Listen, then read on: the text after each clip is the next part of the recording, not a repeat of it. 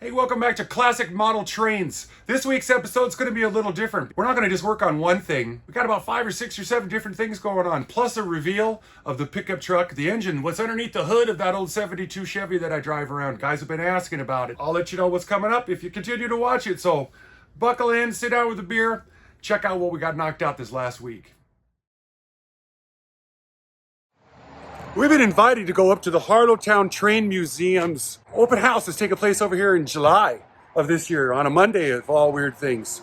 They want us to bring some layouts. So I decided, well, I'll bring the layout that I was going to bring last year, which looks a lot like this one here. Dave and me put that together and we never did make it up there because the old Georgie boy, she overheated.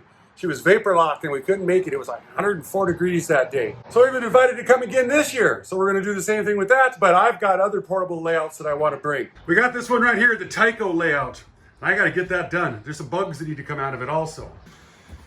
We've got this layout right here. This is the N-gauge one that folds. We're waiting for some new turnouts to show up to finish up this yard right here. This is basically the layout right here. It's got to be finished up. Plus I got this huge layout right here, but I'm not gonna be able to take it up to Harlowtown because I don't have the resources to move this big monster around. Although this one does actually work. Quick update for the club layout. This here was a module being built for the new Roundhouse with the larger turntable to handle the big boys. And it never got done. It's made out of 2x6s and it weighs 450 pounds the way it looks right now. Comes with this Roundhouse right here that's partially built, ended up being in pieces. Sean, one of our club members, he likes the modeling aspect of everything. So we're gonna build a new Roundhouse that's gonna replace the smaller Roundhouse module right here. It'll go in the exact same spot, just have the bigger Roundhouse on it. So that's pretty cool. I need to scare up some of the, oh, that's a track cleaning car. I don't want that one. I don't want that one either. I need to get a few, I don't know. We got all these cars right here. These are the club cars that came with the layout, and I want to leave those alone. Let's get back to the studio and let me show you what I have going on over there. I got all these rolling stocks right here. I got just a ton of them, and these are like the broken ones. They might be good. There's boxes. Boxes there. There's more of them sitting over here. Just tons of these things right here. Y'all remember the 5,000 cars that I sold like in the last couple of years, the 2 collections that Dave scared up and we sold them all off? Well, now I got all these big layouts and I don't have any rolling stock. I got locomotives to choke a horse. I don't got no rolling stock. What am I telling you all this? Well, I guess we're going to sit around and we're going to finish up layouts or work on layouts. They all need a little bit of something and these cars need something and I'm not going to fix 1,000 cars in front of you. This is going to be like a what's going on in Ron's world video. This week, I got so much scattered random things to do and I'm behind. This thing's going to be like 5 weeks away, 4 weeks away, and it'll be here before you know it. So I'm going to work on that and I'm just going to bring you in and give you like the highlight reels of what's going on here, getting all these layouts ready to go. It's time to get them out into the public. I got to get on them. So I'm going to separate all these up into groups, Talgo trucked ones, and then body mount coupler ones, good ones. And see what I got and see which ones I could fix, see if we got enough parts for them, hopefully. I didn't know model railroading is so much work. Out here on the Tyco layout, I'm taking out those accessories that I didn't care for. That little bulldozer thing that was right here. Now, extra switches, just derails. That auto dump, oh, this thing, hassle. This thing, hassle, especially in a corner. Of course, I know it was made just to promote the products. And so I'm going to see if I can, what I got to do to make it more reliable. Throwing in some fresher track here, because I'm tired of the derails. So the automatic dump is gone, the little forklift thing, the extra turnout, and then the cold dump that came in through there. Also, I've taken out that crossing guard that was set up over here at the center. So now the outer loop is completely flat, which makes everything seem to be quite a bit better. Now these cars here have all been tuned up. You've seen that in the final of the Tyco video. I got about 4 more cars to put on it, but this locomotive here is not everything that a guy would ever hope it would. Actually, all this stuff isn't. I mean, it's moved 12 feet and it just couldn't pull it off. Is because of that? Could be. I don't know why that's like that. I didn't tell it to be like that. I'll give it a break. I made this little cheat sheet from the catalog image. I used it from HO Seeker, printed it off, laminated it. So I can put together the train all the time. It always goes together the same way. We had a lot of problems with it the last time because of the gaps. There's power problems in the track. And I'd run slow, then I'd run fast. Then I'd run slow, then I'd run fast. See, now it's just going to beat the band. And it sounds like somebody somewhere's off the track. Well, it turns out that there was a drop that was right here that never got soldered up or never put in. Then I thought I'd get cute. See, it's going 1,000 miles an hour. Can you believe it? Fell right off. For what? Why? There's no reason whatsoever. Other than this front truck doesn't have a spring underneath of it, so it never stays on the track. Flops around, dang it. So we're gonna sideline him. Here's a Walthers train line right here, just a DC one. I put a gender bender car in it because this has got the Kadees and these ones don't. And they could just crawl along, quarter impulse power, pulling the whole thing, and it'll stay consistent. This other one is just like, it's unhinged rage that goes on with it. I was telling you up here, I went and I cut the tracks to allow for expansion. So that cut off the power coming around the other way. So that kept this whole backside over here half dead. So I replaced a couple rails over here, put a drop in over here, took out those extra accessories over there, and now it's running like you'd expect it, where it stays on the track. Huge bonus. This is actually enjoying. I can see now why people would sit around and just watch them go around in circles. As you know, all these Tycos here, they've got metal wheels on it, but they still have the XF2 or the horn hook couplers. This is exactly what I wanted out of it. Now I can get back to working on the Scenics. I got kits that gotta be built. I got roads that gotta be painted. We got other cars we have to make, because I like to have like a normal looking train set on it, as well as the Tyco fantasy stuff. Okay, they say that's fantasy. That's fantasy. That's not what they look like. That's probably pretty true. That's not. That thing. I even like the clicky clicks that it makes. So relaxing. So right here, right under there, if there was a spring on there, this would be a bit, well, kind of better, but not really. Because it's inconsistent with, look at that. It falls over just, stop, honey. Oh. Now I see why people call them what they call them. I don't want to say it, but it breaks my heart. My childhood's being shattered right now.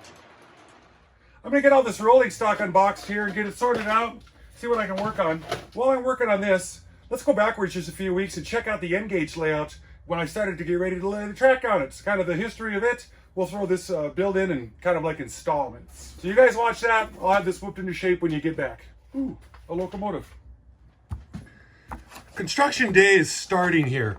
I ordered up this book right here, the N gauge, the one that has the track plan in it. They've got about 8 or 9 of these different books. I found this one. Interestingly enough, it does give you a scale. Oh, that dang light. Gives you a scale, 2.5 inches equals 1 foot.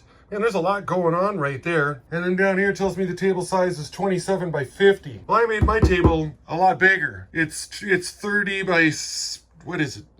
It's 30 by 60. Holy moly. So I X'd off the 1 foot scales here to give me an idea, and I don't know why they didn't print those in. Seems like it would have made more sense in the blue pen. And then I drew what the center of the layout is here, and the center of the layout is here. And then using the tools of my people, I put the lines on this one as well. So I can start putting this together and try to get it just like that track plan. I've got all my tracks separated into what it is. This tells me that this is the 19-inch radius, the 5 straights, the 9 3/4, the 11s. Due to the track pieces, but I sorted all this stuff out a while back ago because I like organization. Marked well, all my turnouts, my wiring, stuff that's in here, whatever. Well, yeah. So I'm hoping I've got everything I need. This time we're going to do it differently. We're going to put down some roadbed on it. Make it one more, and we're also going to ballast the track. I've ordered in the fine little stuff right here, and I've got this thing that may or may not work. This is for putting ballast down. I've never used one. I've seen some videos and it looks easy enough, but that is our goal. So what I'm going to do is I'm going to lay the track down, figure out where I want it, and then I'm going to mark it, and then I'm going to lift it up, and then I'm going to put this stuff down, and then we'll probably paint the surface after the roadbed is down. That's my plan anyway. So I'm going to get started on that. What is today? This is Thursday, just a little bit after 12 o'clock. Let's see if we can get this done in 3 days. Yeah, And after many hours, this is what we've come up with. And this one didn't translate well at all. And this is actually just a slight modification of the original one that's in this atlas book right here. And this looks like a switching puzzle is what this would be, which is interesting enough. But I dig this with more yards. I mostly got manual switches here. These automatic ones, these switch machines are big, and I'm afraid that the locomotive is going to run into those. That happened to me on the Tyco layout. And wouldn't you know it, I rid around and I've got tortoise machines. I didn't manage to sell them all off like last spring when I had just 50 of the things. So that's going to solve that problem right there. These ones will unbolt. These ones here I'll cut off. I need one more left right there. I got it ordered up from the eBay to finish off this third one here. Now what I'm going to do is spend a bunch of time. Like I got these ones here just tacked down just a little bit. And they're square with the end of the layout. They're parallel. Because I like looking down my tracks and seeing them arrow straight. Here's a guideline right there for this one. And to get them straight and plumb and even with the world, I'm going to use this thing right here. It's a 4-foot square. It's used in drywall. And this will give me guidelines. Because the only straight that we've got on here is this area here where the turnouts are at. And this area here. I'll get these all squared up. Make sure that my radiuses are where I want them to be. Draw the lines. Pull everything off. Then I'm going to ultrasonic clean all of the tracks so that way it's got a nice fresh new start. But I'm going to glue this stuff down. I'll probably get some adhesive caulking to glue it down over here. And it's just going to be the main lines. And this will be like a main line, like a module. It might go to another one for a future expansion. But these here, they won't have any roadbed under them because they're not a main thoroughfare. That's my master plan. So this probably took me 4 hours of farting around, rooting through all my boxes of perfectly organized pieces, parts that are marked and labeled of what's in them. It's nice to be organized, I'll tell you that. But now I need to clean up all of this. We're gonna get started on a video of fixing an HO gauge because this is gonna take me more than 2 days to get this done, that's for sure.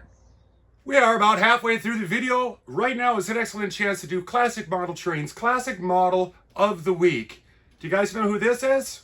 If you do, write in the comments down below. If you don't, hang out to the end, I'll let you know who it is. Let's get back into this. Well, this is what we come up with. These are the Talgo trucked ones. Talgo meaning that the coupler turns, it's mounted to the truck. It's not a body mounted coupler. For those that are wondering what that is. Yeah. So any of these, the only one that I might ever want to try to convert would be this one, because I like the Union Pacific. And you'd have to do some serious modifications to it. Pull the truck off, you plug the hole, you tap it, you put another truck on, you glue mounted couplers on. Yep. Oh, I'd probably these two. These are nice looking ones right there also. These guys, sure. But we'll save those to the end. Those are all Talgo trucks. These here are body mounted. So that's when you turn the truck like this and the coupler remains. These are hammered. I don't know what happened to why these are so bad. A lot of, mercy sakes. Some really sweet old turnouts, Ys, holy moly. But these are the ones that are worth saving. These ones here, the 4-bottom hopper cars, yeah, bolt trucks onto those. The club layout's got 30, 35 of these. I'll fix these up, put them to the club layout because I don't, those look just cool. These ones here, if I can get 6, 8, maybe 10 of these, metal wheeled, Kadee couplered, properly weighted, I'll be happy. These ones here, reefer cars. Well, they still got the boardwalks on the top. When we get into these, the don't, well, that's way past the era that I want to model. So these here, they're just going to become parts cars. Steal stuff off of them, I guess. I found some good stuff in there, too. Still in the box. That's an old Ather and Blue box right there. Great Northern stuff from the guys that collect the Great Northern things. And then Roundhouse, Great Northern. So this collection must have had a Great Northern feller that was in behind it or something like that. Put these up on the marketplace to pay the bills. Found this thing, a Triang buried in the bottom somewhere. A Marx box car. Varney. So everything that's rare, I like to save them as a Varney. I'll keep them and I'll try to make sets out of them. This is a Varney. And then this one is a Varney. So they've got a special home for them. And this is like a depressed flat car, but it's old, it's cast. So I'm like, if I can find some old trucks. Look at that, it's got a piece of plywood in there. I'm liking that. I'm liking these too, because you can make loads for cars going down the rails. It's hard to find HO scaled cars. Yep. And that little oddity right there, I love it. I love it. Now I need like a construction site on my layout somewhere. Work cars, work cabooses, cranes, these. I don't know how many a guy needs. I got 2 sets on the layout. This one here's in pretty good shape, AHM, Santa Fe, so we'll probably put those up on the market. This car was sent in by a fellow viewer. It's one of them old balsa wood kind of kit things, so that's going to be a keeper going on the layout. And this one here, I ain't never seen anything like that. It's made by Mantua, and it looks like it's old enough to not be like the re-release from the 80s, but is it like a 60s? I couldn't find anything about it online at all. So that's interesting right there for sure. So now I'm going to get up and make some of these cars and fix them, repair them, properly weight them. I'm not going to show you guys that because I made a video on how to do that. I'll put, here's one right over here, and this is the other one. I'll probably tag these at the end of the video too, because car mechanicing, that's a skill set that you got to learn. I don't want to spend 45 minutes telling you, because the stuff I did a long time ago, that information is still really good. So I'll show you which ones we saved, run them around the layout here when we get a chance. It's Friday afternoon right now. I think I've spent 6 or 7 hours in the car shop putting these things back together. I thought it'd be like quick, like I could make a significant amount of numbers in a short amount of time. No. It takes a long time to do this. Let's look at this mess that I've got going. Well, these are the cars that we were just digging from. This area here, all the tools the guys got to dig out just to do trucks and couplers and adjust them and get the weights right and the parts that you need to have. And you root around and you go, and this is just a bunch of, nothing's no good in there anymore. Ellie. I got this many done, and then this little car right here, that little cheapy Bachmann, we got her all converted over metal wheels, Kadee couplers. I'm gluing this weight down with some Gorilla Glue, so it's got a long time to set up. Maybe tomorrow we'll have that thing done. What do I get? 3, 5, 10 cars. Golly. These are the wheel sets I like to use, 100 of them from the Walthers. These are 76 bucks. This was a long time ago. Now these are probably closer to $100. Oh, I got 2 wheels left.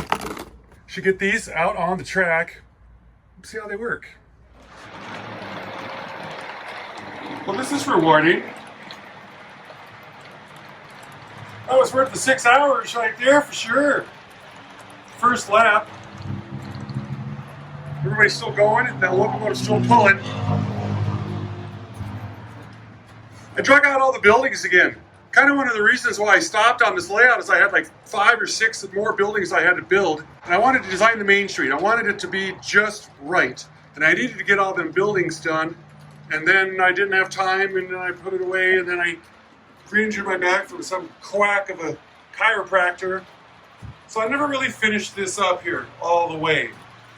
And I gotta get the buildings figured out before I can paint the roads, put the sidewalks in. I gotta have the main street. Just like Mayberry RFD. Man, that is sure nice when you got well-tuned stuff. I should get some beer and just sit out here and watch this. I should probably get 2 running though, so it's a little more exciting. Yes. The one that's in there is mostly broken, so I ordered another one of these. Now, I'm a theater guy. I spend a lot of time in sound and lighting, so I have to have a movie theater on every one of my layouts.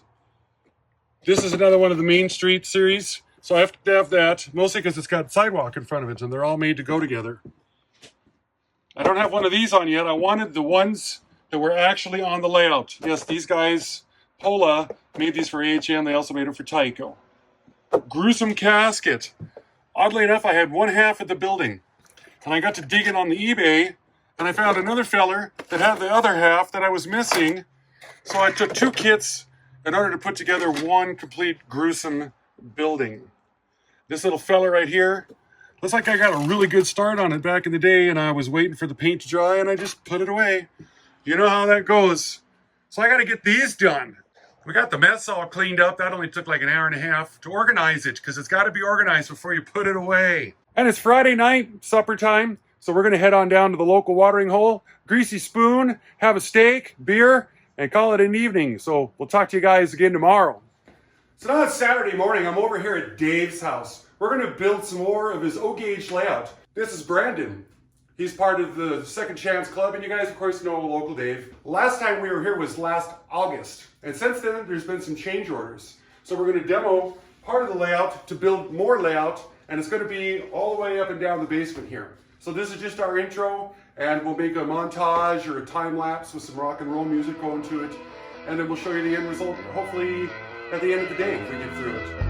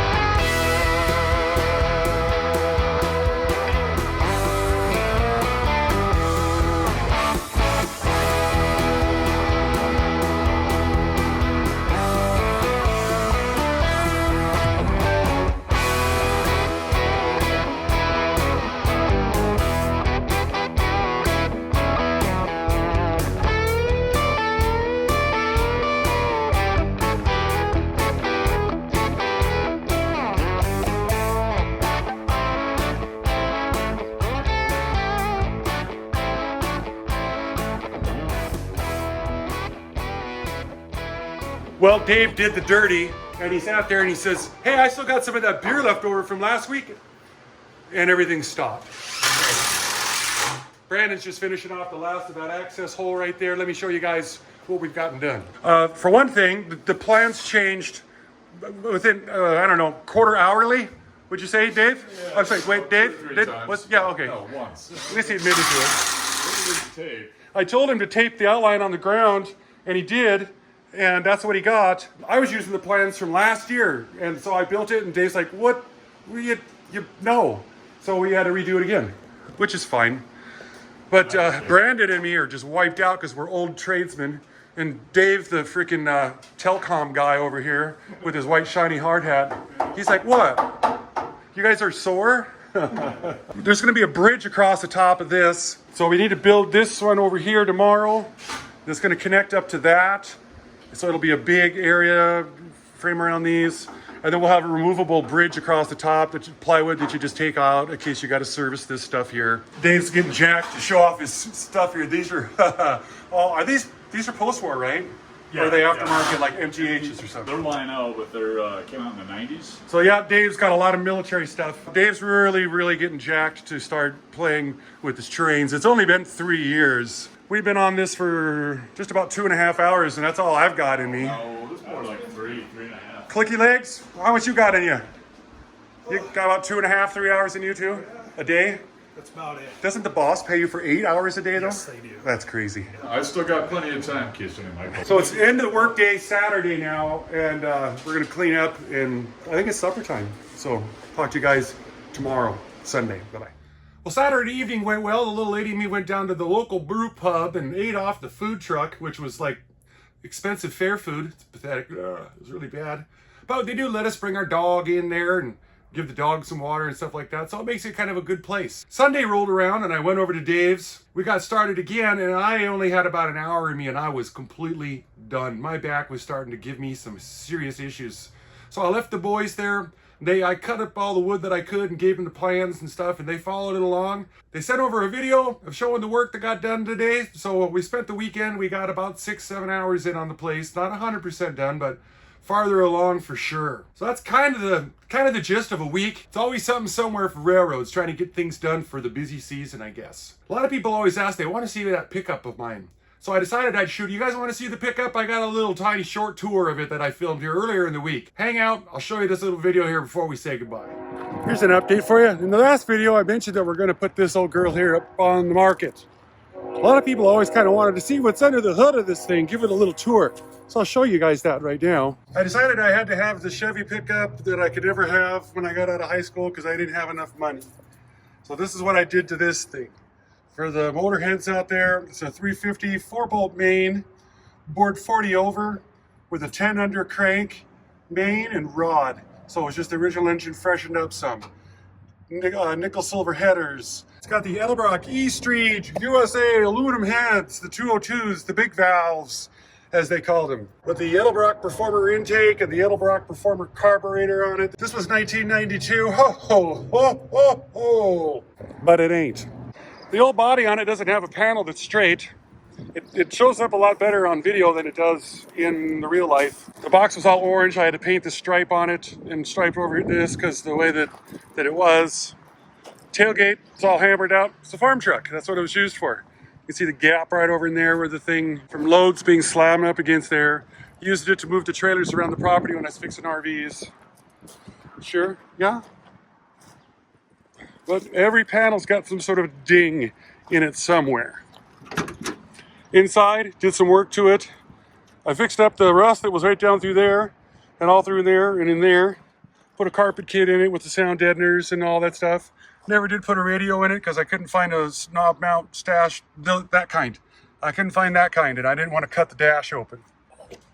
Did this to it to make the gauges and like we did back in the high school. Sure.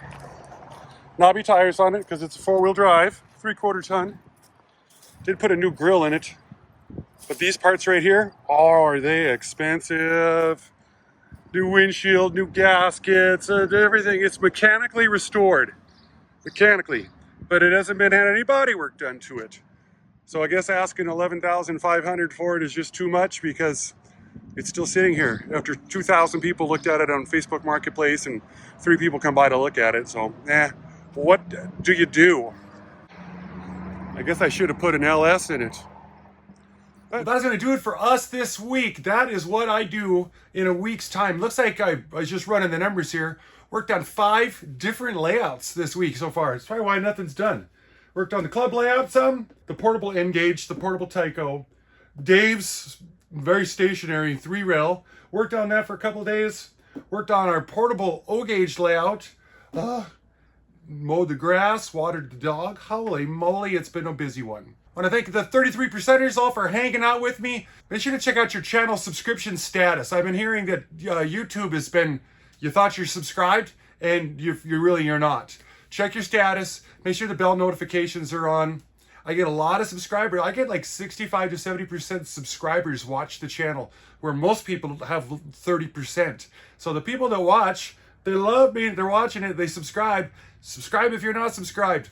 If you're watching it on TV, you got to sign into YouTube on the TV before you can subscribe, before you can hit the bell, all the kinds. Those are the things that help the channel get found by other people and helps it expand. I don't know why they make the viewers do so much work to promote a channel, but that's what YouTube's doing. So thank you guys. We'll talk to you again next week. Throw down in the comments, what do you think about this kind of an update video? We didn't fix one thing, we fixed tons of stuff. So brought you up to speed with things. Our classic model of the week, Julie Christie. You might recognize her from the movie Dr. Zhivago. Here's a link to those 2 videos right there for doing truck updates, coupler updates. These are the best videos out there. Shows you so many different ways to go about updating your cars, from Tyco's low ends, entry levels, up to the high end stuff right there. They're awesome. Check them out. I'm Ron with Classic Model Trains. Thanks for watching. Bye-bye.